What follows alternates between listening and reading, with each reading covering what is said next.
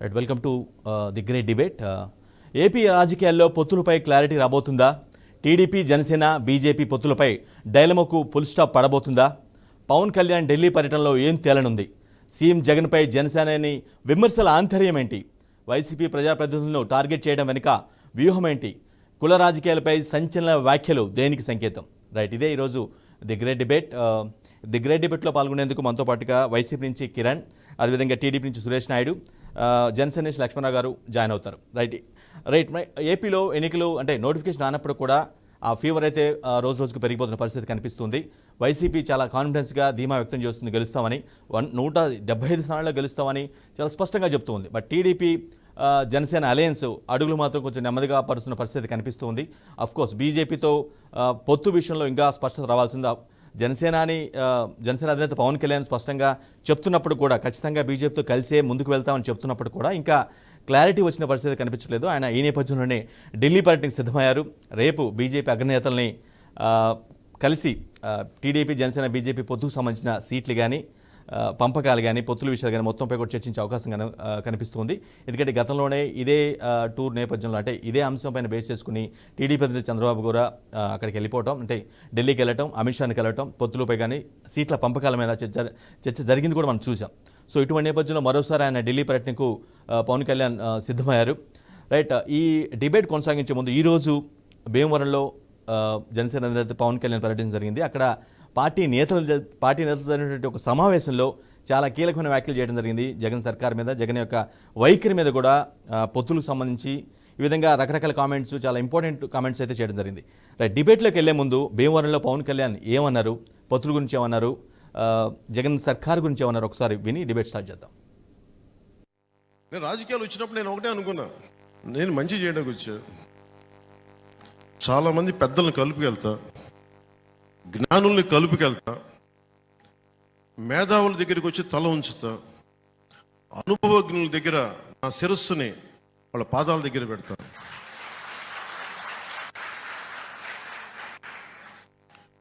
ఒక పార్టీని మోసేటప్పుడు పార్టీ కోసం ఎన్ని తిట్లేని తింటా.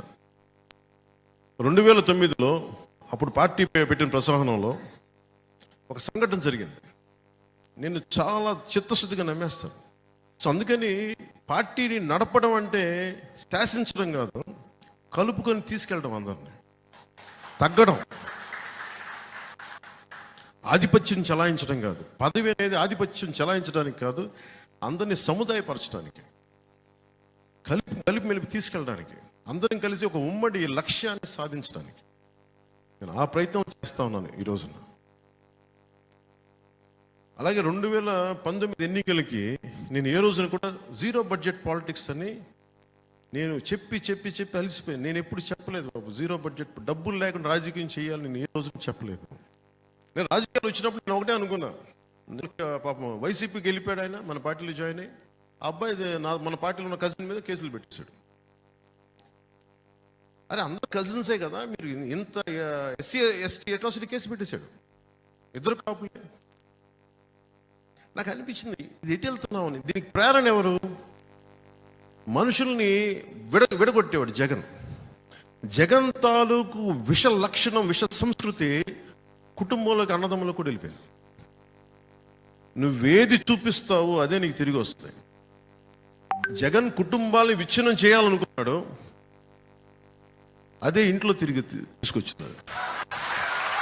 అని 1000 కోట్లు సంపాదించి పాపం ఇద్దరు బిడ్డలకి సమానంగా ఇస్తే ఆ సంపాదన ఇవ్వలేదు చెల్లికి. చాలా బాధ కలిగించే అంశం ఇది. పాపం సాక్షి పేపర్లో వాళ్ళకి రావాల్సిన వాటా ఉంది, ఇవ్వలేదు. భారతీయ సిమెంట్స్లో ఇవ్వాలి వాటాలు, ఇవ్వలేదు. పాపం ఆవిడ ఈ రోజున పడుతున్నాయి. ఇంత నిజం బాధ వేసింది. పాపం ఇవ్వాలి కదా, సొంత చెల్లికి ఇవ్వాలి, ఇవ్వలేదు. సొంత చెల్లికి ఆస్తి ఇవ్వనోడు మనకెలా వాటాలు పంచుతాడమ్మా? బాగా సత్యనారాయణ గారి ఇంటికి వెళ్తే ఇందాక ఆయన మాట్లాడింది, అప్పులు తెచ్చి మగడం అంటావు ఏంటి? అభివృద్ధి చేసి కదా నువ్వు మగడం అనాల్సిందే. అంటే ఆయన ఏంటి, నేను బట్టలు నొక్కాను ఒకటి ఏం, నువ్వు అప్పులు తెచ్చి బట్టలు నొక్కుతున్నావు, అభివృద్ధి చేసే బట్టలు నొక్కు, అప్పుడు కదా నీ సలాం అంటావు, నీకు అప్పుడు కదా శభాష్ అంటావు నీకు. అంటే వ్యక్తిగతంగా నీకు ఆస్తులు పెరిగిపోతూ ఉన్నాయి, అంటే ఇవన్నీ చూస్తామంటే మనకి రెండు ఉన్నాయి. జనసేన టీడీపీ వస్తే మీకు ఈ పథకాలు ఆపేస్తారని ఉంది. జగన్ ఏం చెప్తున్నాడు మన అసెంబ్లీలో కూడా, భవిష్యత్తులో ఏ ప్రభుత్వం పథకాలు ఆపలేదు, అంత పగడ్బందీగా పథకాలు పెట్టానన్నాడు. దాన్ని బట్టి మీకు అర్థమవుతుంది కదా, మేము వచ్చిన పథకాలు కంటిన్యూ చేస్తామని అతనే చెప్తున్నాడు. రైట్, అది జగన్ సర్కార్ గురించి పర్టికులర్గా ఆయన చేసిన రూలింగ్ గురించి కొన్ని కీ పాయింట్స్ రైట్ చేయడం జరిగింది. బట్ ఇదే అంశం మీద మాట్లాడేందుకు మనతో పాటు జనసేన నుంచి లక్ష్మణరావు గారు, అదేవిధంగా టీడీపీ నుంచి సురేష్ నాయుడు, అదేవిధంగా వైసీపీ నుంచి కిరణ్ గారు జాయిన్ అవుతారు. లక్ష్మణరావు గారు నమస్తే అండి. రైట్, మీ పార్టీ అధినేత మాత్రం చాలా జగన్ అంటే అధికార పార్టీని టార్గెట్ చేస్తూ చాలా కీలకమైన అంశాలు చెప్తున్నారు, పంచడేళ్ళు పేలుస్తున్నారు. కానీ ఏదైతే మీకు అధికారం దక్కించుకోవడానికి కావాల్సినటువంటి ఏదైతే ఉందో, ఒక అలయన్స్ ఏదైతే ఒక అనుకుంటున్నారో దాని మీద మాత్రం ముందుకెళ్లే పరిస్థితి కనిపించట్లేదు. ఈ లేట్, ఈ జాప్యం అనేది మీకు ఎఫెక్ట్ కాదా లక్ష్మణరావు గారు? సార్, మీకు అలాగే బీఆర్కే ఛానల్ వీక్షకులకి, యాజమాన్యానికి, ఆ ఛానల్ ఉన్న పెద్దలకి నమస్కారం అండి. ఈ రోజున పవన్ కళ్యాణ్ గారు చాలా క్లియర్గా, చాలా క్లారిటీగా మాట్లాడారు. ఏంటంటే పొత్తుల విషయంలో మేము ఏదైతే అనుకున్నామో, టీడీపీ, జనసేన, బీజేపీ వెళ్ళాలన్న నినాదం ఏదైతే తీసుకెళ్ళామో ప్రజల్లోకి, ఖచ్చితంగా రేపు 22, 23 తారీఖున పవన్ కళ్యాణ్ గారు మరి ఢిల్లీ వెళ్ళి పెద్దలతో మాట్లాడే అవకాశం ఉంది. ఖచ్చితంగా దీని మీద ఒక క్లియరెన్స్ అన్నది ఇచ్చేసారు పవన్ కళ్యాణ్ గారు. ఒకటే అన్నారండి, జగన్మోహన్ రెడ్డి గారు డే 1 నుంచి ఆయన అధికారంలోకి వచ్చినప్పటి నుంచి కూడా కులాల మధ్య, మతాల మధ్య, ప్రాంతాల మధ్య చిచ్చు పెట్టి దానిపైన ఆయన రాజకీయం చేస్తూ ఉన్నాడు. కులాల మధ్య ఇక్కడ చూస్తే కాపులకి, దళితులకి మధ్య కుంపట పెట్టాడు, అలాగే కాపులకి, చెట్టుపల్సుల మధ్య కుంపట పెట్టాడు, అలాగే కాపులకి రాజుల మధ్య కుంపట పెట్టాడు. ఇలా చూస్తే 3 రాజధానులు అని చెప్పి ఇక్కడ ఉత్తరాంధ్రాని, కోస్తాంధ్రాని, రాయలసీమను కల్ప ఆ ప్రజల మధ్య కూడా కుంపట పెట్టి జగన్మోహన్ రెడ్డి దాని మీద మంట కాగుతూ ఉన్నాడు. అలాగే ఇక్కడ చూస్తే ఏదైతే మరి క్రిస్టియన్స్ హిందుత్వంలో కూడా ఉన్నటువంటి హిందువుల దేవాలయాలపై దాడులు జరిగినప్పుడు కూడా ఇదన్నిటి కూడా రాజకీయంగా వినియోగించుకున్నటువంటి జగన్మోహన్ రెడ్డి గారు, ఆయన యొక్క నియంతృత్వానికి ఇదంతా పరాకాష్ట. ఈరోజు చూస్తే ఎక్కడ కూడా అభివృద్ధి లేదు, సంక్షేమం లేదు. ఖచ్చితంగా జనసేన టీడీపీ వస్తే ఈ అభివృద్ధి, సంక్షేమం ఆగిపోతుంది అని జగన్మోహన్ రెడ్డి గారు అన్నారు. కానీ మేము ఏదైతే ఈ జనసేన టీడీపీ బీజేపీ కూటమి అధికారంలోకి వస్తే సంక్షేమం ఆగదు, అలాగే అభివృద్ధి కూడా ఆగదు. ప్యారలల్ గా 2 కూడా కొనసాగిస్తాం. మాకున్నటువంటి నిధులు అలాగే సంపాదన సృష్టిస్తాం. ఆ సంపాదన సృష్టించి ఆ డబ్బులతో మేము ఈ రాష్ట్రాన్ని అభివృద్ధి పదంలో తీసుకెళ్తామని పవన్ కళ్యాణ్ గారు చెప్పారు.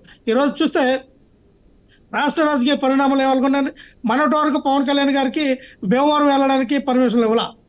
కానీ పవన్ కళ్యాణ్ గారు మొండి పట్టి ఈరోజు అదే భీమవరంలో ఆయన సమావేశం ఏర్పాటు చేసి ఈరోజు కార్యకర్తలను ఉద్దేశించి చెప్పారు, నేను 0 బడ్జెట్ పాలిటిక్స్ అన్నాను.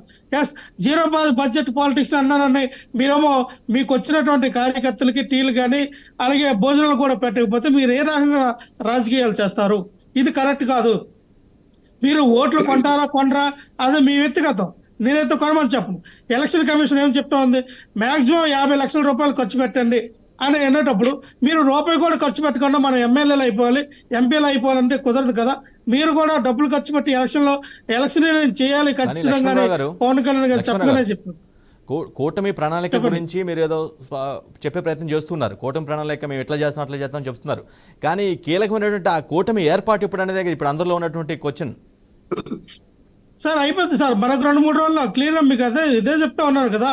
పవన్ కళ్యాణ్ గారు ఏమన్నారంటే, నేను బీజేపీ పెద్దలతో మాట్లాడేటప్పుడు చాలా ఇబ్బంది పడాల్సి వచ్చింది, చాలా మాటలు కూడా కాయాల్సి వచ్చింది. ఎందుకంటే మేము గతంలో ఉన్నటువంటి బీజేపీకి, టీడీపీకి ఉన్నటువంటి గ్యాప్ ఏదైతే పెరిగిందో, అలాగే టీడీపీకి కొన్ని రకాలుగా చంద్రబాబు నాయుడు గారు చేసినటువంటి కామెంట్లు అవనండి, ఏదో అవనండి, వాళ్ళకున్నటువంటి గ్యాప్ ని ఫుల్ఫిల్ చేయడానికి పవన్ కళ్యాణ్ గారు ఈ రోజున మరి ఆయన బాధ్యత తీసుకున్నారు.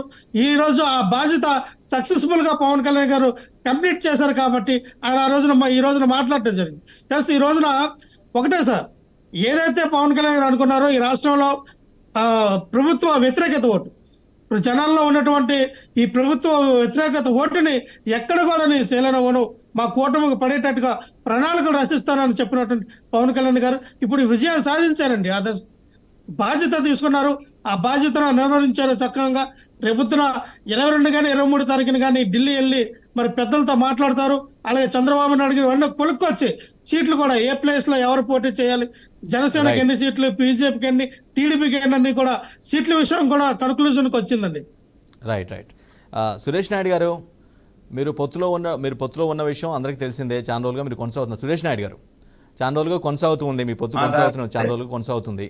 కానీ మీరు ఇద్దరిని ప్రకటిస్తాం, నలుగురిని ప్రకటించడం, మీరు నలుగురిని ప్రకటిస్తాం, వాళ్ళు 8 ప్రకటించడం, ఈ విధంగా ఒకరికొకరు అభ్యర్థులను అయితే ప్రకటించుకుంటూ పోతున్నారు. కానీ ఉమ్మడిగా బయటకు వస్తున్న పరిస్థితి కనిపించట్లేదు. అంటే ఉమ్మడిగా అభ్యర్థుల ప్రకటన అనేది బయటకు వచ్చిన పరిస్థితి కనిపించట్లేదు.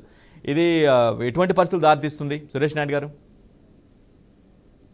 సార్, మీకు బీఆర్కే న్యూస్ వీక్షిస్తున్నటువంటి ప్రేక్షకులకి, ప్యానల్లో ఉన్నటువంటి నాతోటి ప్యానలిస్టులకి అందరికి కూడా శుభ సాయంకాలం తెలియజేసుకుంటూ, ఈరోజు పవన్ కళ్యాణ్ గారు తెలుగుదేశం పార్టీ ఆల్రెడీ పొత్తులో ఉంది.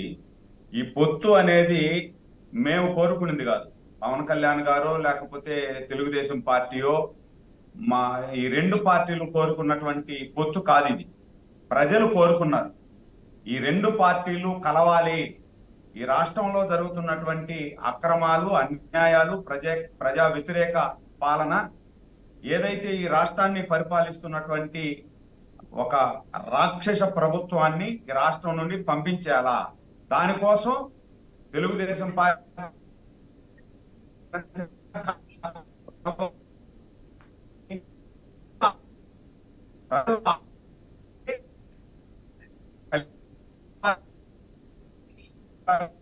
మాకు జనసేనకు మధ్యలో ఎక్కడ కూడా గ్యాప్ లేదు. మాకు జనసేన కార్యకర్తల మధ్య కూడా ఎక్కడ గ్యాప్ లేదు. నాకు దాదాపు 5 ఎన్నికలు చేశాను సార్. నేను నా రాజకీయ జీవితంలో అట్టడుగు స్థాయి నుండి ఈరోజు పార్లమెంటు అధికార ప్రతినిధి వరకు నేను చూసినటువంటి రాజకీయాల్లో 5 ఎన్నికలు చేశాను. 5 ఎన్నికల్లో కూడా ఎప్పుడు కూడా ప్రజలు ఆకాంక్షించిన పొత్తులు ఇంతలాగా, ఇంత గొప్పగా ప్రజల ఆకాంక్ష నేను ఎప్పుడు చూడాల. ఈరోజు ఎక్కడ రూట్ లెవెల్లోకి వెళ్ళినా కూడా రూట్ లెవెల్లో ఉన్నటువంటి కార్యకర్త నుండి పార్టీ అధినేతల వరకు కలిసి వెళ్ళాలి. ఎవ్వరు కూడా విభేదించకూడదు. అధిష్టానం ఏ నిర్ణయం తీసుకుంటే ఆ నిర్ణయానికి కట్టుబడి ముందుకు వెళ్ళాలా. మన ముందున్నటువంటి ధ్యేయం జగన్మోహన్ రెడ్డి గారిని గద్దె దించడమే, ఈ రాక్షస ప్రభుత్వాన్ని ఈ రాష్ట్రం నుండి పంపించేయడమే ఏకైక లక్ష్యం ఇదే. అంతే. ఇక్కడ పవన్ కళ్యాణ్ గారికి, తెలుగుదేశం చంద్రబాబు నాయుడు గారికి అజెండాలు ఏమి లేవు.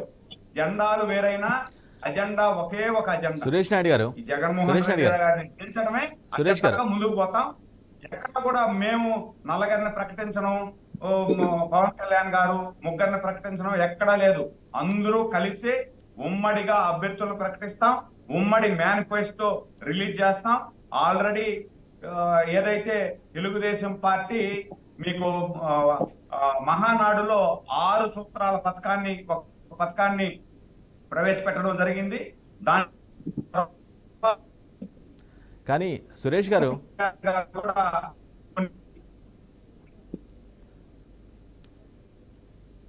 రైట్ రైట్ రైట్ దగ్గరికి వెళ్తాం. దీంట్లో ఎలాంటి భేదాభిప్రాయాలు మాకు లేవు. ఎదుటి వాళ్ళు కూడా భేదాభిప్రాయాలు ఉన్నాయని ఆలోచించుకోవాల్సినటువంటి అవసరము, ఆవశ్యకత లేదు. ఏదంటే సురేష్ గారు, మీరు చెప్పిన పాయింట్ లోనే సురేష్ గారు ఏం చెప్పారు, సురేష్ గారు అధికారంలోకి వచ్చిన రోజు ఏం చెప్పారు?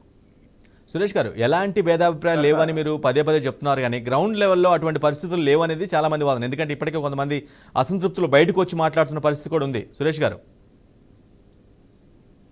సార్, ఎక్కడ లేదు సార్. ఇప్పుడు మాకు అసంతృప్తి, ఇప్పుడు తెలుగుదేశం పార్టీ బలంగా ఉంది, అదే విధంగా జనసేన పార్టీ బలంగా ఉంది. ఇప్పుడు ఉండేది 175 నియోజకవర్గాలు.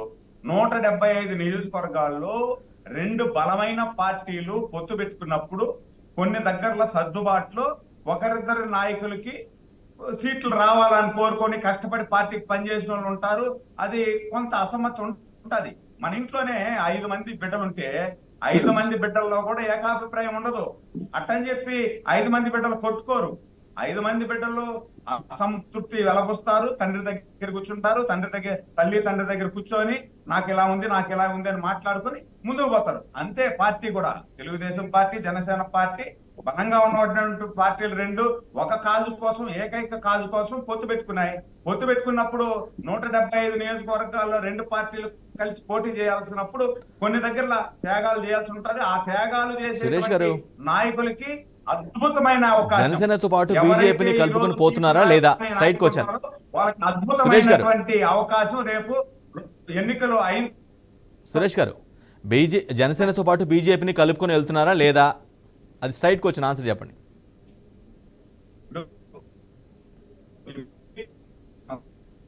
వరకు జనసేన తెలుగుదేశం పార్టీ పొత్తులో ఉంది.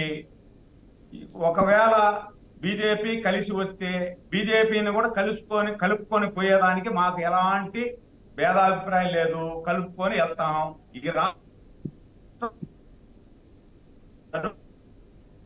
రైట్ మీది టెక్నికల్ ఇష్యూ, కొంత టెక్నికల్ ఇష్యూ ఉన్నట్టుగా అనిపిస్తుంది. రైట్, వైసీపీ నుంచి గజేంద్ర గారు కూడా జాయిన్ అయ్యారు. రైట్, ఇదే అంశంపైన రాజకీయాలు అట్ ది సేమ్ టైం అంటే ఎన్నికలు సమీపిస్తున్న నేపథ్యంలో మారుతున్న పరిణామాలపై మనం చర్చ కొనసాగిస్తున్నాం. రైట్, వైసీపీ నుంచి గజేంద్ర గారు టీడీపీ జనసేన అలయన్స్ అయిపోయింది, బీజేపీ కూడా కలిసే అవకాశం ఉంది, ముగ్గురు కలిసి వస్తున్నారు. 2014 ఎలక్షన్ రిజల్ట్ రిపీట్ అయ్యే అవకాశం కనిపించట్లేదా మీకు? అందరికీ నమస్కారం. మళ్ళీ రిపీట్ అవ్వడానికి ఇది సినిమాలోనో లేకపోతే ఇంకొక సంఘటనలో చూసుకున్నట్లయితే కాదు.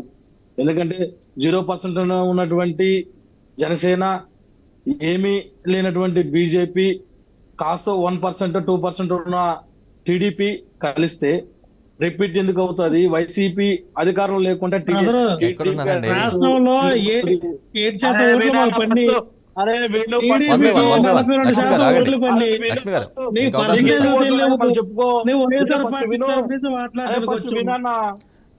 నువ్వు ఫస్ట్ విను. పెద్ద మనిషి విను. మాట్లాడు.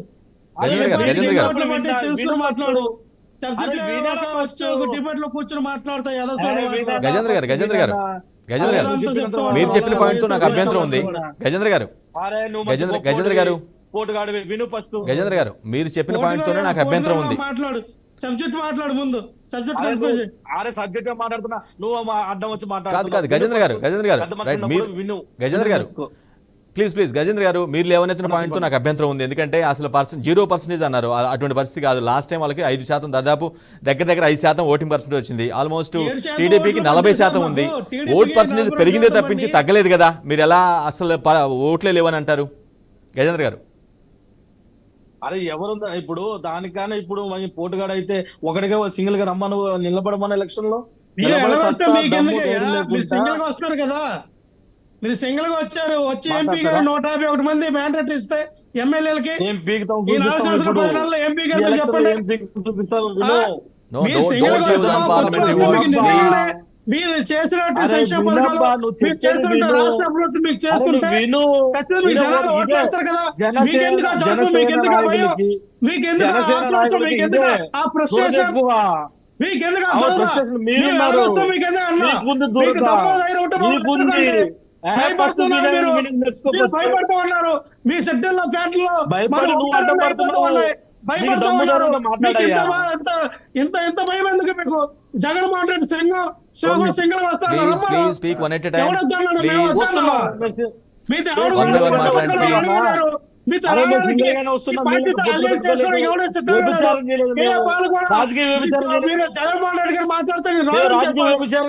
పరిస్థితి సింగిల్ గా వస్తున్నాము, సింగిల్ గా నిలబడుతున్నాము.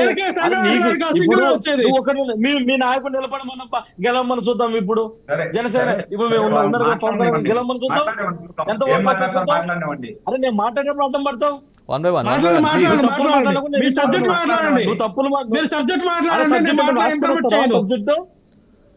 అవును, నువ్వు మాట్లాడము, నేను విన్నా ఓపిక్గా విను. వినకపోతే సైలెంట్ గా ఉండు. గజేంద్ర గారు మాట్లాడండి ప్లీజ్. ఇప్పుడు టీడీపీ, జనసేన లేదా బీజేపీ, ఈ 3 పార్టీలు కలిసి వచ్చినా ఇక్కడ ఆంధ్ర రాష్ట్రంలో, ఆంధ్రప్రదేశ్ లో మాకంటూ ఒక క్యాడర్ ఉంది, మాకంటూ ఒక విధి విధానాలు ఉంది.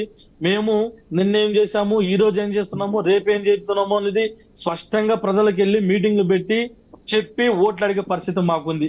ఏ రోజైనా జనసేన అయినా సరే, టీడీపీ అయినా, బీజేపీ అయినా, ఈ 3 పార్టీలు మేము ఈ పని చేస్తాము, ఈ పని చేస్తున్నాము, రేపు ఈ పని చేయబోతున్నాము అని ఒకే ఒక మాట చెప్పి వీళ్ళు ఎలక్షన్లకు వచ్చి ఓట్లు అడిగే పరిస్థితి లేదు. 24x7 ఎంతసేపు అయినా జగన్మోహన్ రెడ్డి గారు ఈ విధంగా చేశారు, వైసీపీ ప్రభుత్వం ఈ విధంగా చేసింది, ఇది దగాకోరు, అది ఇదని మా మీద పడి ఏడ్చేది తప్ప మీరు ఏం చేసినారో ప్రజలు చెప్పుకొని ఓట్లు అడగండి. అది ఉందా మీకు? మేము అంటున్నాం ఈ రోజు వై నాట్ 175, మేము 175 స్థానాలకు 170 స్థానాలు గెలుస్తున్నాము, అధికారులకు రాబోతున్నాం, వచ్చిన తర్వాత ఇది మేము చేస్తామని అంటున్నాం. మేము క్యాండిడేట్లు కూడా ఇప్పటికీ 6 సార్లు ప్రకటించినాం. మీరు ఒక్క క్యాండిడేట్ అయినా డిక్లేర్ చేసుకున్నారా? మీరు ఎక్కడ పోటీ చేస్తున్నారో చెప్తున్నారా? ఏది లేదు కదా, మీకు ఏమీ లేకుండా కాదు. గజేంద్ర గారు ఏది లేకపోయినా కూడా అన్నట్టు. కాబట్టి అవన్నీ మాటలు కావు. మేము పని చేస్తున్నాము, పనికి తగ్గ ప్రతిఫలాన్ని రాబట్టుకోవడానికి మేము ప్రయత్నం చేస్తున్నాము. ఒకరి మీద పడి ఏడవడం మేము గుర్తుపెట్టుకుంటే మంచిది. గజేంద్ర గారు, మీరు చాలా చేసాము, మేము కాన్ఫిడెన్స్ గా అడగగలం, మేము ప్రజల్లోకి వెళ్ళగలం, మేము ఖచ్చితంగా మా వైపు ప్రజలు ఉంటారు అని చాలా కాన్ఫిడెన్స్ చెప్తున్నారు. అలాంటప్పుడు ప్రత్యర్థి పార్టీలో నీకు గుంపుగా వస్తే ఎలా వస్తే మీకెందుకు? మీరు ఎందుకు అలా సవాల్ చేస్తున్నారు? సింగిల్ గా రావాలని ఎందుకు సవాల్ చేస్తున్నారు? మీరు రాలేకుంటున్నారు కదా వాళ్ళు. మా మీద ఎందుకు మాట్లాడతారు? అప్పుడు మా మీద బురద జల్లి, మా మీద అనరాని మాటలని, మా మీద లేనిపోయి నిందలు వేసి మాట్లాడితే మేము మాట్లాడే తప్పదు. రాజకీయాల్లో మాట్లాడుకుంటే ఎలా ఉంటారు? ఇప్పుడు నేను మాట్లాడుతున్నా అంటే దమ్ము ధైర్యంతో, నాకు సబ్జెక్ట్ ఉంది, నాకు అన్ని ఉన్నాయి కాబట్టి నన్ను పిలిచి మాట్లాడిపిస్తుంది. రాజకీయ వ్యూహాల్లో భాగంగానే కలిసి వస్తున్నారు. రాజకీయ వ్యూహాల్లో భాగంగానే మూకమ్మడిగా కలిసి వస్తున్నారు. రాజకీయ వ్యూహం కానీ ఇంకొకటి కానీ ఏదైనా కానీ మా యొక్క విధి విధానం ప్రజలు చూశారు, చూడబోతున్నారు. కానీ మీరు ఏం చేస్తున్నారు? అది లేదు కదా. మీ మీద మీకు అంత చిత్తశుద్ధి ఉంటే, మీ మీద మీకు అంత నమ్మకం ఉంటే, మీ ఓటర్ల పైన, మీ కార్యకర్తలు మీకు మేము ప్రజలకు ఇది చేస్తామని మీకు నమ్మకం ఉంటే మరి ఒంటరిగా వచ్చి పోటీ చేయండి. లేదు కదా. మేమేమంటున్నాము, మా మీద పూర్తి విశ్వాసం ఉంది, మా మీద పూర్తి నమ్మకం ఉంది, ప్రజల మీద మేము అపార నమ్మకం పెట్టుకున్నాము, వాళ్ళు మా మీద నమ్మకం పెట్టుకున్నారు. కాబట్టి మేము ధైర్యంగా గుండెల మీద చేసుకుని చెప్పగలుగుతున్నాం. మేము సింగిల్ గా వస్తాం, పోటీ చేస్తాము. మీరు ఆ విధంగా కూడా సింగిల్ గా రండి, మాట్లాడండి.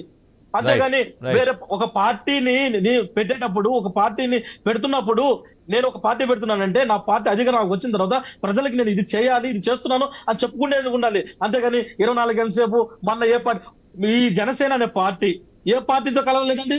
దేశ రాజకీయ పార్టీల్లో అన్ని పార్టీలతో కలిసిన పార్టీ కదా. మరి ఈరోజు ఆఖరికి నేను గెలవలేను, నేను రాలేను అని ఏదో బీజేపీ రోడ్డు మ్యాప్ అడుగుతుంది, లేకపోతే టీడీపీని కలుసుకుంటాను అడుగుతుంది. వీళ్ళు చేసే అది ఎందుకు? నేను గెలవలేనప్పుడు, నేను నాకు అంత సత్తా ధైర్యం లేనప్పుడు నేను ఇతరుల మీద ఆధారపడి ఎవరితో కలుస్తారనేది మీ పార్టీకి అనవసరమేమో. గజేంద్ర గారు, వాళ్ళు ఎవరితో కలుస్తారు, ఎవరితో పొత్తు పెట్టుకుంటారు అనేది మీ పార్టీకి అనవసరమేమో అనేది చాలా మంది ఫీలింగ్. అనవసరం ఎందుకు? వాళ్ళు మాట్లాడిన మాటలే కదా. ఇప్పుడు మేము ఏమంటున్నాము, మా మీటింగ్ లో, మా సభల్లో మేము ఒక 10 అంశాలు మాట్లాడితే, ఒక విషయం గురించి మాట్లాడితే దాంట్లో 99% మేము చేసిన దాని గురించి చెప్పుకుంటున్నాం. కానీ వీళ్ళ మీటింగ్ లో 99% వీళ్ళు మా మీద పడి ఏడ్చేట పరిస్థితి ఉంది కదా. దానికి మేము సమాధానం చెప్పాలి కదా. దాంట్లో భాగంగా మేము మాట్లాడతాం. కానీ అసలు మీరు ఏ అభివృద్ధి చేశారో మీ సంక్షేమాలు చెప్పండి. ఈ సోదంతా ఎందుకనే వచ్చి ప్రజలు సోది అంటే నువ్వు చెప్పిన సోది మీరు వచ్చిన తర్వాత వచ్చి అడుగు, ఎక్కడ డెవలప్మెంట్ చేశారు అవి చెప్పండి. ఏం చేశారు చెప్పండి. మీరు రైతులకు ఏం చేశారు చెప్పండి, నిరుద్యోగులకు ఏం చేశారు చెప్పండి, ప్రజల చూపిస్తా, మత్స్యకారులకు ఏం చేశారు చెప్పండి, ఉద్యోగులకు ఏం చేశారు. గజేంద్ర గారు, లక్ష్మణరావు గారు, మీ ఇద్దరికి చిన్న రిక్వెస్ట్. మీ ఇద్దరికి కూడా, మీ ఇద్దరు ఒకేసారి మాట్లాడితే మీరు చెప్పేది ఎవరికి అర్థం కాదు, వృధా ప్రయాస అవుతుంది. రైట్. లక్ష్మణరావు గారు, నా పాయింట్ ఏంటంటే, ఏదైతే లేవనెత్తారో గజేంద్ర గారు లేవనెత్తారో, మీరు సింగిల్గా మీరు పోటీ చేయాల, సింగిల్గా రాలేకపోతున్నారు. అట్లీస్ట్ టీడీపీ జనసేన ఇద్దరు అలయన్స్లో ఉన్నారు, మీరన్నా రావచ్చు కదా. బీజేపీని కలుపుకోవాల్సిన అవసరం ఏంటి ఇటువంటి పరిస్థితుల్లో కూడా? ఇంకా లక్ష్మణరావు గారు సార్, ఈ రోజున సరే ఆయన మాట్లాడిందంతా దీనిగా ఉంది, కానీ ఈ రోజున మేము రాజ్యాంగబద్ధంగానే కలిసి వస్తున్నాం పొత్తులతో. ఏదైతే జగన్మోహన్ రెడ్డి లాంటి ఒక మారీసుడు అవనియండి, ఒక నియంత అవనియండి, ఆయన ఒక మన దౌర్భాగ్యం, మన ఆంధ్రప్రదేశ్ ప్రజలు చేసుకున్నటువంటి పూర్వం చేసుకున్న పాపమే ఏమో ఇటువంటి సీఎం మన ఆంధ్రప్రదేశ్కి వచ్చాడు. ఎందుకంటే ఈ ఒక్క ఛాన్స్ అన్నాడు కదా, ఒక్క ఛాన్స్ ఇస్తే ఖచ్చితంగా ఈ రాష్ట్రాన్ని ఏదో అభివృద్ధి చేస్తాడు, లేదా తన తండ్రికి మించి పరిపాలన అందిస్తాడేమో అన్న రాష్ట్ర ప్రజలు అందరూ అనుకున్నారు. కానీ జగన్మోహన్ రెడ్డి గారికి ఒక అవకాశం ఇస్తే ఏం చేశాడంటే, తన తండ్రి అధికారంలో ఉన్నప్పుడు ఏదైతే తిన పైరవలు చేసి, ఏదైతే కిట్ ప్రోకో చేసి ఉన్నటువంటి డబ్బులు సంపాదించాడో 1,00,000 కోట్ల పైగా, ఆ ఆస్తుల్ని నేను సీఎం అవ్వకముందే ఎంత సంపాదిస్తే సీఎం అయితే ఎంత సంపాదించో అని ఆయన ఒక బేరేజ్ వేసుకొని ఈ రోజున ఈ రాష్ట్రానికి సీఎం అవ్వాలనుకున్నాడు. దొంగ హామీలు ఇచ్చాడు, దొంగ సంక్షేమ పథకాల పేరు చెప్పి ఈ రోజు అధికారంలోకి వచ్చి ఈ రాష్ట్రాన్ని కొల్లగొట్టాడు, దోసుకున్నాడు. ఈ రాష్ట్రంలో ఉన్నటువంటి డబ్బులను కూడా లండన్ లో పెట్టుకోవడానికి ఆయన సిద్ధమయ్యాడు. నేను ఒకటే చెప్తానండి, ఈ వైఎస్ఆర్ పార్టీ అధికార ప్రతినిధులు ఎవరండి, జగన్మోహన్ రెడ్డి ఎమ్మెల్యే క్యాండిడేట్లు ఎవరిని ఎవరెవరండి, వాళ్ళు చేస్తున్న అభివృద్ధి ఏంటో దానిపై చర్చకి రమ్మని చెప్తా ఉన్నాం. ఈ రోజున వీళ్ళు ఏదైతే జగన్మోహన్ రెడ్డి గారు పాల ఉత్పత్తి కోసం ఈ రాష్ట్రంలో ఉన్నటువంటి పాల వెళ్ళ ఒక పథకాన్ని తీసుకొస్తే 22 లక్షల లీటర్ల పాల ఉత్పత్తిని మేము చేస్తామని చెప్పి, అక్కడ ఉన్నటువంటి ఏవైతే వీళ్ళు 8 లక్షల ఆవులను అన్నింటిలో కొన్నామని చెప్తే వీళ్ళు రికార్డెడ్ గా చూపించింది 8,000 మాత్రమే. వీళ్ళు చేస్తున్నటువంటి పాల ఉత్పత్తి ఏవైతే ఉన్నాయో అవి 2 లక్షల లీటర్ల ఉత్పత్తి మాత్రమే జరుగుతున్నాయి. ఇది 2,500 కోట్ల రూపాయలు మరి ఈ స్కామ్ జరిగిందనే ప్రూఫ్లతో సహా మేము బయట పెట్టాం. ప్రభుత్వం జగన్మోహన్ రెడ్డి గారు ఓడిపోగానే మేము అధికారంలో రాగానే ఇదే బయటకు తీసుకొస్తాం. అలాగే స్కూల్ పిల్లలకి ఏవైతే వీళ్ళు చెప్పుకుంటా ఉన్నారో, స్కూల్ పిల్లలకి 8వ తరగతి చదివినటువంటి పిల్లలకి ట్యాబ్స్ ఇచ్చారండి. ఆ ట్యాబ్ల విషయంలో కూడా దాదాపుగా 4,500 కోట్లు మరి ఇక్కడ అవినీతి జరిగింది. ఏదైతే మరి బైజూస్ ఆ సంస్థ మరి ఆ వ్యవస్థ ఎప్పుడైతే మరి బ్యాక్ లిస్ట్ లో ఉంది, అటువంటి సంస్థకి ఈ ఎడ్యుకేషన్ డిపార్ట్మెంట్ ఇచ్చారు. కానీ ఇక్కడ కూడా స్కామ్ జరిగిందని అది కూడా మేము లెక్కలతో బయటపెట్టడం జరిగింది. ఏదైతే వీళ్ళు చేస్తున్నారు ప్రతి సంక్షేమ పథకం ఏదవనియండి, సంక్షేమ పథకం వెనకతల ఒక స్కామ్ ఉంది. ఆ స్కామ్ మేము బయట పెడతా ఉన్నాం. వీళ్ళ దగ్గర ఆన్సర్ లేదండి. మరి టీడీపీ 70% మేము పోలవరం మరి పూర్తి చేసామని చెప్పింది కదా, కనీసం వీళ్ళు అధికారంలోకి వచ్చిన తర్వాత ఒక 10% చేశారా లేదా 20% చేశారా అని చెప్పాలి కదా. ఏం చెప్పట్లేదు. ఎందుకంటే వీళ్ళు కేవలం కమిషన్లు దోసుకున్నారు. మళ్ళీ ఇది కేంద్రం కట్టాలని చెప్పి పోలవరాన్ని పక్కన వదిలేసిన పరిస్థితి. ఈ రోజు మనం చూస్తే ఉత్తరాంధ్రకి ఉపయోగపడేటటువంటి సుజల స్రవంతిని కూడా 25,000 కోట్లు పెట్టి ప్రాజెక్ట్ మధ్యలో వదిలేసినటువంటి పరిస్థితి ఏర్పడిందండి. అదే సుజల స్రవంతిగానే ఈ రోజు కంప్లీట్ అయితే 15 లక్షల ఎకరాలకి సాగునీటి అనేది ప్రజలు కూడా రైతులు కూడా బాగుపడే పరిస్థితి ఏర్పడింది. ఇవి మాట్లాడటం మానేసి ఈ సొల్లు కబుర్లన్నీ కూడా వైఎస్ఆర్ పార్టీ నాయకులందరూ టీవీ మీదకి వచ్చి ఏదేదో వాగుతుంటారు. ఇది కరెక్ట్ కాదు. ప్రజలకి మీరు ఏం చేస్తారో ఏం చేయబోతున్నారో అది వివరించండి, ప్రజలు తెలుసుకుంటారు. నిజంగానే మీ పార్టీ ద్వారాగానే వాళ్ళు లబ్ధి పొందదు. మీకు ఓటేస్తారు. జనసేన, టీడీపీ అనే బీజేపీ సంకీర్ణ కూటమి నమ్మితే మాకు ఓటేస్తారు, అధికారం మాకు అప్పచెప్తారని మీ ప్రజల్లోకి వెళ్తూ ఉన్నాం. లక్ష్మణరావు గారు, నా పాయింట్ ఏంటంటే, sir of course ruling party మీద అపోజిషన్ పార్టీ ఏదైనా సరే అలిగేట్ చేస్తూ ఉంటుంది. కానీ అలిగేషన్స్ నోటి మాటకి ఎన్నేం చేయొచ్చు, కానీ ఒక సబ్స్టాన్షియల్ ఎవిడెన్స్ సేకరించి తీసుకొచ్చి బయట తీసుకు నిరూపితం అవుతేనే ఆ సంబంధిత వ్యక్తి యొక్క అవినీతి బయటపడుతుంది. అప్పటి వరకు మీరు ఎంత మాట్లాడినా నోటి మాటగానే మిగిలిపోతాం. మా నాన్నగారు ప్రతి దానికి కూడా ఎవిడెన్స్ తో సహా బయట పెట్టారు. ఏదైతే వీళ్ళు మరి సలహాదారుల పేరిట చేస్తున్నటువంటి దందా కూడా బయట పెట్టారు. వాళ్ళు ఒక సజ్జల రామకృష్ణారెడ్డికి 140 కోట్ల రూపాయలు ఎందుకు ఇచ్చారని మేము ప్రశ్నిస్తున్నాం. 700 కోట్ల రూపాయలు వీళ్ళు ఏ సలహాలు ఇచ్చారండి? ఈ రాష్ట్రాన్ని బాగుపడడానికి ఎటువంటి ఉత్తమైన సలహాలు ఇచ్చారు? ఇలా నిజంగానే వీళ్ళ సలహాలకి ఐక్యరాజ్య సమితిలో పెట్టాలి. ఐక్యరాజ్య సమితిలో పెడితే ఈ దేశం ప్రపంచం కూడా బాగుపడదేమో. అటువంటి సలహాలు ఏమైనా ఇచ్చారా? సలహాలు ఇచ్చే వాళ్ళకి 700 కోట్లు ఖర్చు పెడుతుందా ప్రజాధనాన్ని? దేని గురించి మాట్లాడండి సార్. మేము ఏదో వేగ్గా మాట్లాడట్లేదు. ప్రతిదీ ఎవిడెన్స్ మీరు చేస్తున్నటువంటి ఆర్టీ యాక్ట్ ద్వారా వచ్చినటువంటి సమస్యలను బట్టి ఏదైతే చేస్తున్నటువంటి అన్యాయాల అక్రమాలన్నీ కూడా ప్రతిదీ కూడా ఎవిడెంట్ ప్రూఫ్ డాక్యుమెంట్స్ తో సహా మా దగ్గర ఉన్నాయి. ప్రభుత్వం జగన్మోహన్ రెడ్డి గారికి ఇవన్నీ కూడా ఆయన ఉరితాడికి రెడీ అయ్యేటట్టు మా దగ్గర ఎవిడెన్స్ ఉన్నాయి. రైట్ సురేష్ గారు, మీరు బీజేపీని కలుపుకుంటారా లేదంటే బీజేపీ మీతో పాటు కలిసి వస్తుందా? ఇది చాలా ఇంపార్టెంట్, చాలా మంది మనసులో ఉంటుంది. ఏది అర్థం కాని పరిస్థితి అయితే ప్రస్తుతం కనిపిస్తుంది కాబట్టి అలా అడుగుతున్నాను. బీజేపీని మీరు కలుపుకుంటారా, వాళ్ళే వచ్చి కలుస్తారా? మరి ఇప్పుడు బీజేపీ మమ్మల్ని కలుపుకుంటుందా, మేము బీజేపీని కలుపుకుంటామా అనేది కాలేయం నిర్ణయిస్తుంది. అంతకన్నా ముందు ఇప్పుడు ఇందాక మన సోదరులు వైసీపీ నాయకులు కొన్ని ఇంపార్టెంట్ ప్రశ్నలు వేశారు. ఇప్పుడు మీరు ఒంటరిగా రావాలా, మీకు దమ్ముంటే ఒంటరిగా రావాలా, జంటగా ఎందుకు వస్తున్నారు అని. నేను ఇందాక ముందుగానే చెప్పా, జంటగా ఎందుకు వస్తున్నాం, ఒంటరిగా ఎందుకు పోతున్నాం ఏమి అనేది. ఇది ప్రజలు కోరుకున్నటువంటి పొత్తు. ఏ ఒక్క ఓటు సురేష్ అన్న, ఏ ప్రజలు కోరుకున్నారన్నా? చెప్తా One by one. గజేంద్ర గారు, let him talk. గజేంద్ర గారు మాట్లాడేవాడి, ఏ ప్రజలు మళ్ళీ మీకు అవకాశం ఇస్తాను. గజేంద్ర గారు ప్లీజ్ వెయిట్. అట్లా అబద్ధాలు చెప్పడం అది పద్ధతిగా మీరు 2 నిమిషాలు అది కరెక్ట్ కాదు. ప్లీజ్ నేను మాట్లాడతా. ఓకే, నేను ఇంటర్వ్యూ సారీ అడుగుతున్నా, నెక్స్ట్ అడుగుతున్నా కాబట్టి ఒక్క సమాధానం చెప్పాను. సురేష్ గజేంద్ర గారు ప్లీజ్. రాజకీయ అనుభవం ఉన్న వాళ్ళు రాజకీయ అనుభవం ఉన్న వాళ్ళు ఒకే ఒక మాట, మీరు ఏ ప్రజలు మీకు అవకాశం ఇస్తాను, అప్పటి వరకు వెయిట్ చేయండి please. Let him speak. Suresh గారు ఓకే, మీరు మాట్లాడండి. మధ్యలో మనం క్రాస్ టాక్ చేసేదాని వల్ల ప్రజల్లోకి వెళ్ళదు చర్చ. మీరు మాట్లాడేది ప్రజల్లోకి వెళ్ళదు, నేను మాట్లాడేది వెళ్ళదు. మీ వాని, మీ పార్టీ వాని మీరు వినిపించాలా, మా పార్టీ వాని. మేక్ యువర్ పాయింట్ సురేష్ గారు.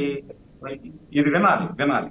ఎందుకంటే ఇప్పుడు మీరు చెప్పారు, ఎక్కడైనా రాజ్యాంగంలో పొత్తులతో పోకూడదనేసి ఏమన్నా ఉందా? రాజశేఖర్ రెడ్డి గారు ఈ రాష్ట్రాన్ని విడతీయాలా అనే దానికి, విడదీసేదానికి పుట్టిన పార్టీతో పొత్తు పెట్టి అదే రైట్. సురేష్ గారు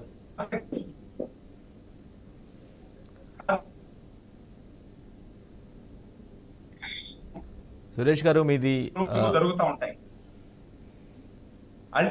అల్టిమేట్ గా ఎన్నికల్లో ప్రజల కోసం, ప్రజల పక్షాన పోరాటం చేయాలా పార్టీలు.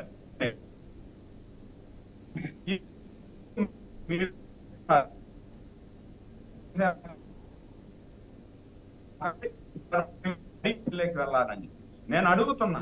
మీరు 2019లో జగన్మోహన్ రెడ్డి గారు సుదీర్ఘ పాదయాత్ర చేసేటప్పుడు అడ్డమైన ప్రతి ఒక్కరిని కూడా హక్కు చేసుకొని ముద్దులు పెట్టి ఇచ్చిన హామీలన్నీ కూడా ఇవ్వకుండా హామీలు ఇచ్చి అధికారంలోకి వచ్చిన తర్వాత ఏం చెప్పారు?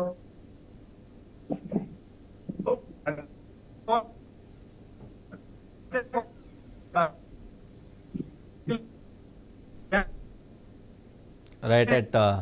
సురేష్ గారు, మీ ఫోన్ సిగ్నల్ డల్గా ఉంది, అందువల్ల మీ వాయిస్ సరిగా క్లారిటీ లేదు. ఐ థింక్ టెక్నికల్ ఇష్యూ అనుకుంటున్నాను. రైట్. గజేంద్ర గారు, 2014లో జస్ట్ సపోర్ట్ చేస్తేనే మీ పార్టీ ఓడిపోయింది. పవన్ కళ్యాణ్ సపోర్ట్ చేస్తేనే మీ పార్టీ ఓడిపోయింది. Don't forget that. ఇప్పుడు 10 ఏళ్ల తర్వాత ఆల్మోస్ట్ ఆయన ఒకసారి ఓడిపోయారు, పోటీ చేసి 2 చోట్ల ఓడిపోయారు, ఓట్ పర్సంటేజ్ బాగా పెంచుకున్నారు. ఖచ్చితంగా మీ అంచనాలు తలకిందులు అవుతాయనేది చాలామంది వాదన. గజేంద్ర గారు, అప్పుడు పవన్ కళ్యాణ్ లేకపోతే వీళ్ళంతా కలవడం వల్ల మేము ఓడిపోలేదు. మా మీద అప్పుడు ప్రజలకి నమ్మకం లేదు, అనుభవం లేదు. జగన్మోహన్ రెడ్డి గారికి, వైఎస్ఆర్సీపీ పార్టీకి అంత సుదీర్ఘమైనటువంటి చరిత్ర లేదు. కాబట్టి ఈయన నమ్మడం ఎలా అనేసి అప్పుడు కూడా మేము కొన్ని డబుల్ డిజిట్ స్థానాలు మేము గెలుచుకున్నాం. మేము ఆషామాషగా ఏమీ అప్పుడు కూడా చిత్తుగా ఓడిపోలేదు. ఏదో కాస్త కోస్తో ఓటు శాతంతో ఓడిపోయాము. అప్పుడు వీళ్ళు కలిసి మమ్మల్ని ఏం చేయలేదు. అంటే మా మీద ప్రజలకి నమ్మకం లేకుండా, అనుభవం లేదని ఒకే ఒక కారణంతో తప్ప, వీళ్ళంతా కలిసి వీళ్ళు ఏదో పోటుగాళ్ళు ఏదో చేసేస్తారు అని అది భ్రమ. కాబట్టి వీళ్ళు మళ్ళీ కలిసిన మాది ఒకే ఒక స్టాండ్. మా మీద మాకు నమ్మకం ఉంది, ప్రజల మీద మాకు విశ్వాసం ఉంది. అంతేగాని వీళ్ళ మాదిరిగా అని రోజుకొక పార్టీలో జతగడతాను, రోజుకొక వీళ్ళతోటి మేము పొత్తులకి వెంబలాడుకుంటూ ప్రజలకి ఏం చేయాలో చెప్పకుండా 24 గంటల సేపు అధికార పార్టీ పైన బొజ్జ జల్లుకుంటూ మేము ఒకే ఒక ఏ మీటింగ్ లో అయినా సరే మేము వీళ్ళు ఓడగొడతా అధికారంలో వచ్చిన తర్వాత మేము ఇది చేస్తామని చెప్తున్నాం కదా తప్ప, వీళ్ళు మాదిరిగా జగన్మోహన్ రెడ్డి జగన్మోహన్ రెడ్డి గారిని దించేస్తాము, ఇదే పాట జగన్ అని మేము కల్లో కూడా ప్రతిపక్షాల గురించి మాట్లాడే పరిస్థితి మాకు లేదు. అరే ఒకటన్నా మీరు ఏం చేస్తారో చెప్పుకుంటే ఓట్లు అడుక్కుంటే మీరు ఒంటరిగా వస్తారా లేదా గుంపుగా వస్తారా అది మీ ఇష్టం. కాకపోతే మా మీద ప్రతిపక్షాల గురించి దాడి చేసేటప్పుడు మా మీద గజేంద్ర గారు, మాటలు యుద్ధం చేసేటప్పుడు మీరు గజేంద్ర గారు ఒక ప్రతిపక్షాల గురించి విధి మాట్లాడాల్సిన విధానం అవసరం మా లేదు మీద అని అంటున్నారు. మళ్ళీ వాళ్ళని సింగిల్ గా రామని సవాల్ చేస్తారు. ఎలా అర్థం చేసుకోవాలి? మీరే డబుల్ స్టాండర్డ్స్ ఉన్నారేమో గజేంద్ర గారు. డబుల్ స్టాండర్డ్ కదన్నా. ఇప్పుడు వాళ్ళంతా కలిసి మమ్మల్ని ఏదో పొడిచేస్తాము, పీకేస్తాము, దించేస్తాము, నామరూపంలో చేస్తాము, బంగాళాఖాతంలో కలిపేస్తామంటారు వీళ్ళంతా కలిసి. మరి వీళ్ళు 2014 కలిసిన తర్వాత మళ్ళీ వీళ్ళు విడిపోయిన తర్వాత మళ్ళీ 2019 ఏమన్నారు? చంద్రబాబు నాయుడు నువ్వెంత, ఇలా పవన్ కళ్యాణ్ నువ్వెంత మాట్లాడుకోలేదా? వీళ్ళు కొట్లాడుకోలేదా? వీళ్ళు తిట్టుకోలేదా? వీళ్ళు అమరాభూతులు మాట్లాడలేదా? మరి ఈ రోజు ఎట్ట కలుసుకున్నారు వీళ్ళు ఎట్ట వస్తే మాకేంది?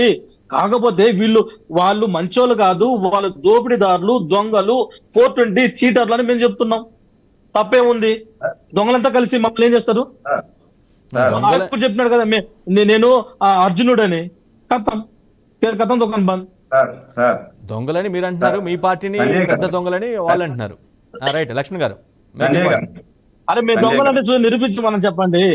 మేము మీరు రోజుకు ఒక పార్టీ లేదా రోజుకు ఒక పార్టీ మీ కాలు మీద పడడము, లేదా రోజుకు ఒక పార్టీ ఎక్కడికి పోవడము, అవన్నీ మేము చేయలేదు కదా. జగన్మోహన్ రెడ్డి ఆ బాణం ఇప్పుడు పార్టీలో ఉంది. మీకు జగన్మోహన్ రెడ్డి బాణం లేని అర్జునుడు. ఆ బాణం పక్క పార్టీలో కాంగ్రెస్ పార్టీలో ఉంది. ఏ బాణం అయితే ఆంధ్రప్రదేశ్ రాజకీయాల పైన ప్రయోగించాడో జగన్మోహన్ రెడ్డి, ఆ బాణం తిరిగి రివర్స్ అయ్యి ఆయనకు గుచ్చడానికి వచ్చింది కాంగ్రెస్ పార్టీ రూపంలో.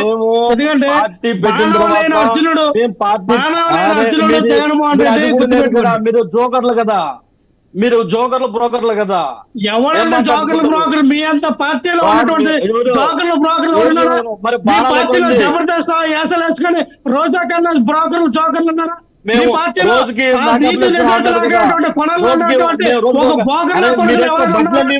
పార్టీలో ఉన్నటువంటి మీ పార్టీలో మీ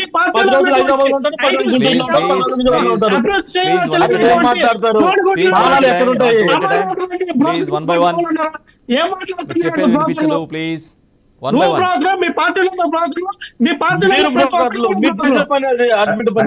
మీరు మాట్లాడుతున్నారు బాణాలు అంటారు.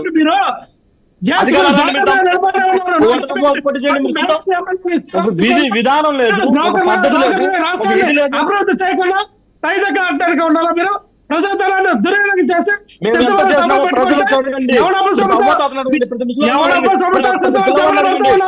జగన్మోహన్ రెడ్డి జగన్మోహన్ రెడ్డి సంపాదించిన డబ్బులతో ఏం మాట్లాడలేదు? మీరు చేస్తున్న అభివృద్ధి గురించి మాట్లాడడం, మీరు చేస్తున్న సంక్షేమం గురించి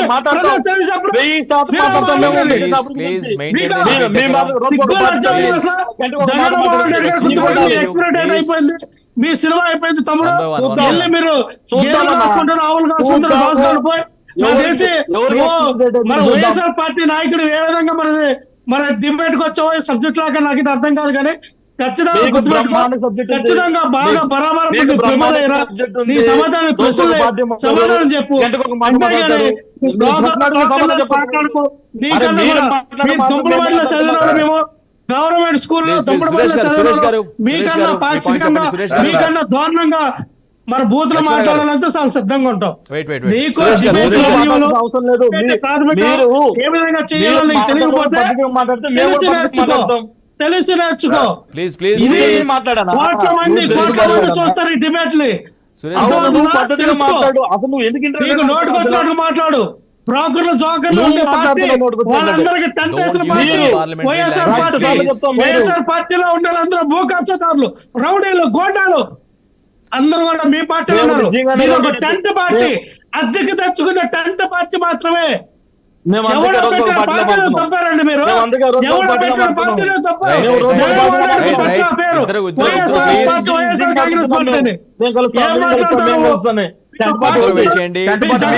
సురేష్ గారికి అవకాశం ఇవ్వాలి ప్లీజ్. రైట్ రైట్ రైట్ ఇద్దరు ప్లీజ్ కీప్ క్వైట్. సురేష్ గారు.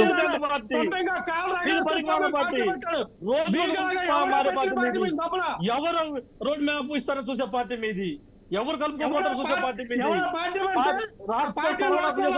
చేతులు కలిపే పార్టీ మీది, దొంగల పార్టీ మీది, దోపిడీ పార్టీ మీది, పనిమాల పార్టీ మీది. ప్లీజ్ ప్లీజ్ ప్లీజ్ ఇద్దరు ప్లీజ్.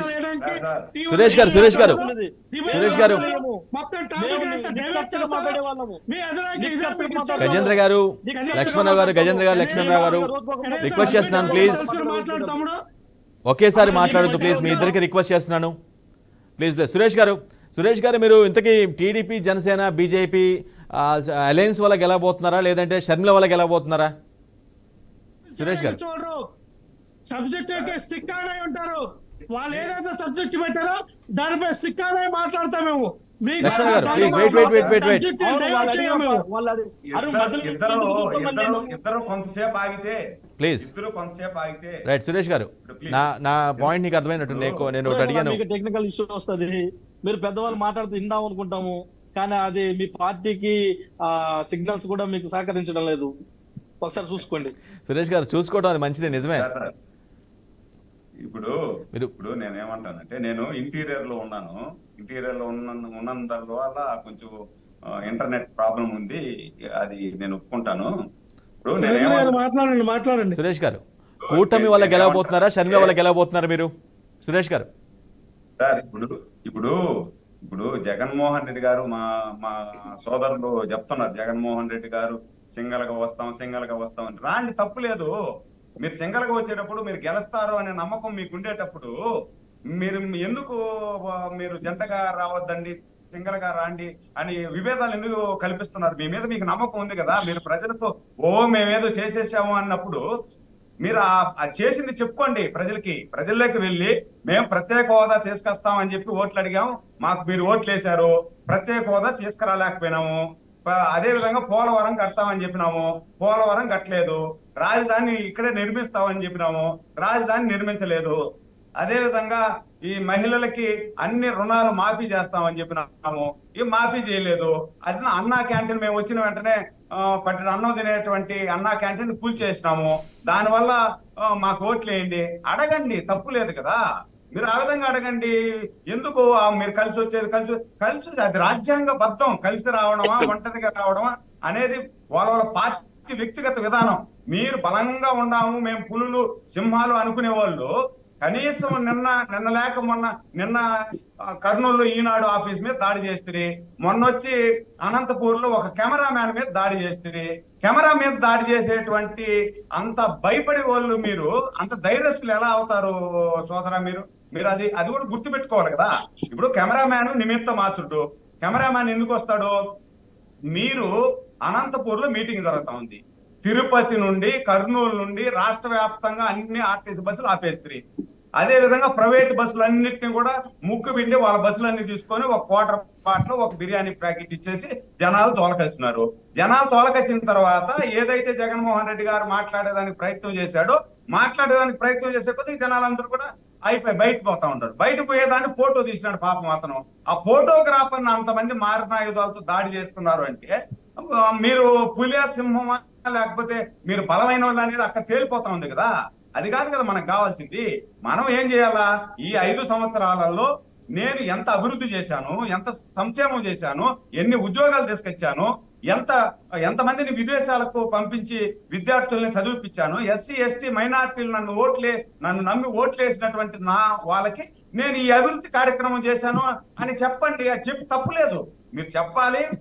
అధికారంలో 5 సంవత్సరాలు ఏం చేసినాం అనేది ప్రజలు తెలుసుకుంటారు. ఇప్పుడు మీరు 2019లో ఏం చెప్పారు? చంద్రబాబు నాయుడు గారు ఏమీ చేయలేదు, మేమేదో చేసేస్తాము అని చెప్పి, చంద్రబాబు నాయుడు కంటే గొప్పగా చేస్తాము అని చెప్పి మీరు మభ్య పెట్టారు జనాల్ని. అధికారంలోకి వచ్చారు, నమ్మారు ప్రజలు. కానీ మీరు అధికారంలోకి వచ్చిన తర్వాత ఎవరికైతే ముద్దులు పెట్టి అధికారంలోకి వచ్చారో వాళ్ళని పిడి గుద్దుతున్నారు. ఆ రోజు పెట్రోల్ డీజిల్ ధర పక్క రాష్ట్రంలో 4 రూపాయలు ఎక్కువ ఉందన్నారు. 4 రూపాయలు ఎక్కువ ఉందని రాగం తీసినారు ఇక్కడ నుండి ఢిల్లీ వరకు. ఈ రోజు ఎంత ఉంది? 13 రూపాయలు డిఫరెన్స్ ఉంది మనకు కర్ణాటకకి. ఈ 13 రూపాయలకి ఏం సమాధానం చెప్తారు? ఆ రోజు 800 రూపాయలు వంట గ్యాస్ ఉంది. ఈ రోజు ఎంత ఉంది? 1100 రూపాయలు ఉంది. కరెంట్ ఛార్జ్ ఆ రోజు 200 వచ్చేవాడికి ఈ రోజు 3000 రూపాయలు కరెంట్ ఛార్జ్ వస్తా ఉంది. ఎలా వస్తా ఉంది? నిత్యావసర సరుకులు రేట్లు ఎంత పెరిగాయి? ఉప్పు ఎంత పెరిగింది? పప్పు ఎంత పెరిగింది? నూనె గింజలు ఎంత పెరిగాయి? ఇవన్నీ పెరిగాయా లేదా? ఎన్ని కంపెనీలు తీసుకొస్తామని చెప్పారు మీరు ఈ రాష్ట్రానికి? ఒక కంపెనీని తీసుకొచ్చారా? మీరు వచ్చిన తర్వాత తిరుపతి కోతవేట దూరంలో ఉన్నటువంటి రిలయన్స్ కంపెనీ ఆ రోజు తీసుకొచ్చి భూములు కేటాయిస్తే ఆ రిలయన్స్ కంపెనీ పారిపోయా. మీ బీప్ మధుసూదన్ రెడ్డి తన దాహానికి భయపడిపోయి టీసీఎల్ కంపెనీ కూడా వెళ్ళిపోతా ఉంది ఇప్పుడు. అదే విధంగా అనంతపూర్ లో కియా కంపెనీకి అనుబంధ కంపెనీలుగా ఉన్నటువంటి 100 కంపెనీలు వాళ్ళ దెబ్బకు భయపడిపోయి కర్ణాటకకు పారిపోయా. ఒక కంపెనీ అన్న వచ్చిందా? ఆ కంపెనీలు తీసుకురండి సోదరా, మీరు కంపెనీలు తీసుకురండి, డెవలప్ చేయండి, అభివృద్ధి చేయండి. అభివృద్ధి చేసి నలుగురికి పంచండి. బటన్ నొక్కినాం అంటే ఎట్లా బటన్ నొక్కుతారు మీరు? 13 లక్షల కోట్ల రూపాయలు అప్పు చేసి బటన్ నొక్కితే ఎవరు ఈ అప్పు కడతారు? 13 లక్షల కోట్లు అప్పు చేశారు. మీరు బటన్ నొక్కుతాం అంటున్నారు. అప్పు చేసి బటన్ నొక్కడం ఏంది? అప్పు చేసి బటన్ నొక్కడం కాదు కదా. అభివృద్ధి చేసి బటన్ నొక్కాల, సంపద సృష్టించి బటన్ నొక్కాల.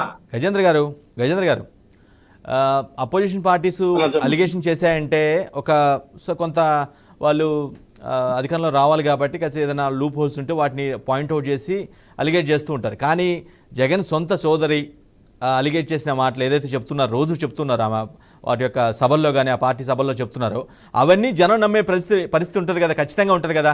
అపోజిషన్ పార్టీ చెప్పడం వేరు, సొంత చెల్లి చెప్పింది వేరు. ఆ విషయం మర్చిపోవద్దు గజేంద్ర గారు. ఇదే విషయాన్ని గురించి మాట్లాడితే, సరే వాళ్ళు ఒక పార్టీకి అధ్యక్షులుగా ఉన్నారు షర్మిల గారు, జగన్మోహన్ రెడ్డి గారు ఒక పార్టీకి ముఖ్యమంత్రిగా రాష్ట్రానికి ముఖ్యమంత్రిగా ఉన్నారు. అదే విధంగా తెలుగుదేశం పార్టీలో చంద్రబాబు నాయుడు గారికి మా మరదలో ఎవరవుతుంది ఆమె బీజేపీలో ఉంటే ఏ రోజైనా ఆ పార్టీకి న్యాయం చేసినటువంటి దాఖలాలు కానీ లేదా ఆ పార్టీని గురించి మాట్లాడేది కానీ, ఎందుకంటే వైఎస్ఆర్ కుటుంబంలో ఏదైనా ఒక స్టాండ్ తీసుకుంటే లేదా ఏదైనా ఒక వ్యవస్థ గురించి నమ్మితే దానికి పూర్తిగా బాధ్యత వహించి మాట్లాడేటువంటి పరిస్థితి లేదా చేసే కార్యక్రమం పరిస్థితి ఉంటుంది. ఆమె కాంగ్రెస్ పార్టీకి అయింది కాబట్టి ఆమె ఒక పార్టీ అధ్యక్షురాలుగా మాట్లాడుతుంది. కాంగ్రెస్ పార్టీలో ఉంది కాబట్టి ఆ విధంగా మాట్లాడుతుంది. అది రాజకీయంగా మాట్లాడుతుందా లేదా ఇంకొక విధంగా మాట్లాడుతుంటే అది ఆమె ఉద్దేశం. దానికి ఇక్కడ అన్నా చెల్లెల అనుబంధం పెట్టి దాన్ని కాలికేస్తే మెడకేస్తే కాలికేసేది కాదు. ఆమె పార్టీలో ఉంది కాబట్టి ఆమె మాట్లాడుతుంది. దానికి మేము సమాధానం చెప్తున్నాము. దానికి తగినటువంటి కార్యక్రమాలు మేము చేస్తున్నాం. ఈ బీజేపీలో ఉన్నటువంటి పురంధేశ్వరి గారు కానీ లేకపోతే టీడీపీలో ఉన్నటువంటి చంద్రబాబు వీళ్ళు ఎప్పుడైనా ఓ మాటల్లో కానీ లేదా వీళ్ళు విమర్శించుకున్నది కానీ లేదు కదా. అంటే నేనేమంటానంటే మీరు చెప్పింది నాకు అర్థమైంది. ఒకటే పాయింట్ నేనేమంటానంటే, సరే వీళ్ళు ఏం చెప్పినా సరే, అపోజిషన్ పార్టీస్ ఏం చెప్పినా సరే అది వింటారు లేదా పక్కన పెడితే, ఖచ్చితంగా సోదరి కాబట్టి ఇద్దరు ఉన్నారు కాబట్టి చాలా క్లోజ్గా మెలిగారు కాబట్టి వాళ్ళు చెప్పి ఆమె చెప్పే మాటలు బలంగా నమ్ముతారనేది నా పాయింట్. జనాలు అదే ఎలా ఇప్పుడు కాంగ్రెస్ పార్టీ పూర్తిగా అంతరించిపోయే స్థానానికి వచ్చిన పార్టీ, ఆ పార్టీలో ఎవరు ఏం చెప్పినా అది ఎవరైనా కూడా సరే ప్రజలు నమ్మేటువంటి పరిస్థితి లేదు. కాంగ్రెస్ పార్టీ ఆంధ్ర రాష్ట్రానికి ఎంత ద్రోహం చేసిందో, కాంగ్రెస్ పార్టీకి ఆంధ్ర రాష్ట్రాన్ని ఎంత నాశనం చేయాలనో, ఎంత అభివృద్ధి లేకుండా చేయాలనో చేసినటువంటి పార్టీ కాంగ్రెస్ పార్టీ.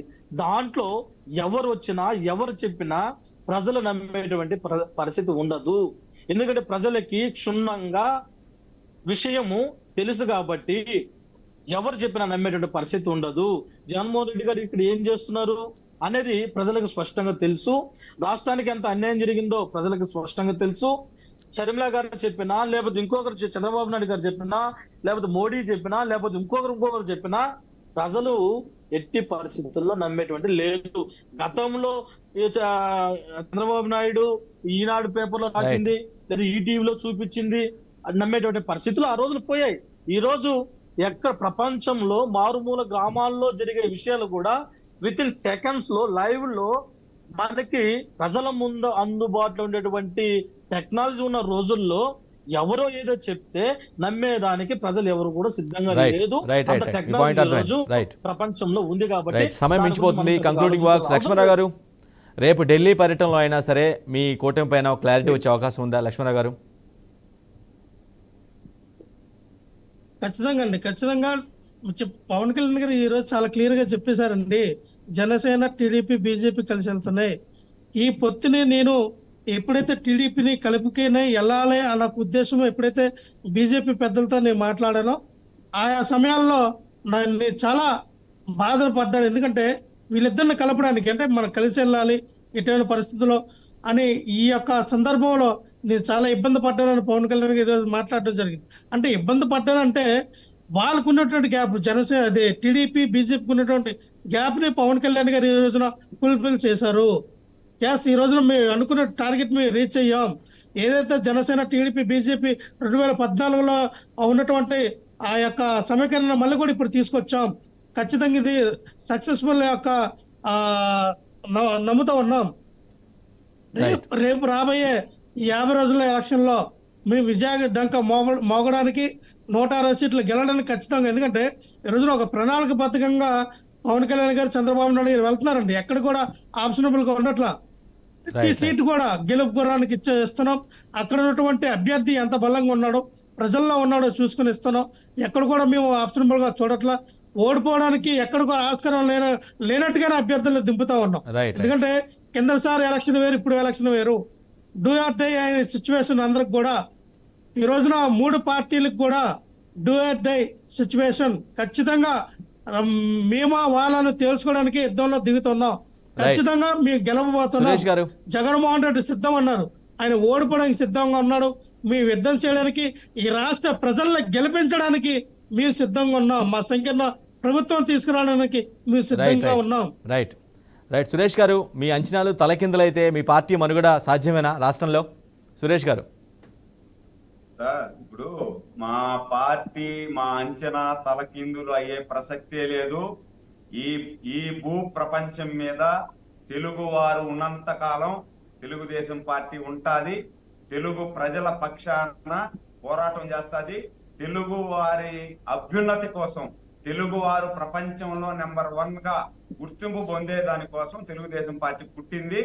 ఆ పాత్ర ఖచ్చితంగా పోషిస్తుంది. ఈ ప్రపంచంలో తెలుగు వారు ఉన్నంత కాలం తెలుగుదేశం పార్టీ ఉంటది. దీనికి మరణం లేదు. ఇంకొక ప్రత్యామ్నాయం కూడా ఈ పార్టీకి ఇంకొక ప్రత్యామ్నాయం లేదు. ఈ రోజు జగన్మోహన్ రెడ్డి గారు ఇచ్చిన హామీలు ఏవి కూడా నెరవేర్చకుండా వేరే పార్టీలతో కలిసి మీ వైభవాన్ని కోల్పోతున్నారా? వేరే పార్టీలతో కలిసి పోటీ కంటెస్ట్ చేసి జగన్మోహన్ రెడ్డి గారు ఇచ్చిన హామీల్ని గుర్తు చేస్తూ తెలుగుదేశం పార్టీ గత 5 సంవత్సరాలలో చేసిన సంక్షేమం, అభివృద్ధి, ఆ ఫలాలే మమ్మల్ని గెలిపిస్తాయి. ప్రజల పక్షాన నిలబడతాం. Right right thank you so much Suresh గారు, అదేవిధంగా లక్ష్మణరావు గారు, అదేవిధంగా గజేంద్ర గారు. Thank you so much for your valuable time. Right, ఇది వాటి దగ్గర డిబేట్. ఏ పార్టీ ఎన్నికల సమయంలో, ఎన్నికల ముందు కానీ ఏ పార్టీ కూడా, ప్రతి పార్టీ కూడా తామే గెలుస్తామని ఒక ధీమా వ్యక్తం చేస్తుంది. బట్ అల్టిమేట్గా దాన్ని జడ్జ్ చేయాల్సింది ప్రజలు కాబట్టి ఎలక్షన్స్ వచ్చేంత వరకు ఆ పరిణామాలు ఎలక్షన్ల డేట్ దగ్గర పడే కొద్దికి ఏ విధంగా పార్టీలు వ్యవహరించ చేస్తాయి, ఏ విధంగా ముందుకెళ్తాయి, ఏ విధంగా అలయన్స్ ఎలా సెట్ అవుతుంది, లేదంటే అలయన్స్ వర్సెస్ వైసీపీ వద్దా, లేదంటే విడివిడికి వెళ్తారా, అంటే రకరకాల వాదనలు ఉన్నాయి కాబట్టి అది డేస్ కాలం గడిచే కొద్దీ దానికి పరిష్కారం దొరికే అవకాశం కనిపిస్తుంది. రైట్, ఇది వాటి దగ్గర డిబేట్. మళ్ళీ మరో డిబేట్లో మళ్ళీ కలుద్దాం. అప్పటి వరకు కీప్ వాచింగ్ బీఆర్కే న్యూస్.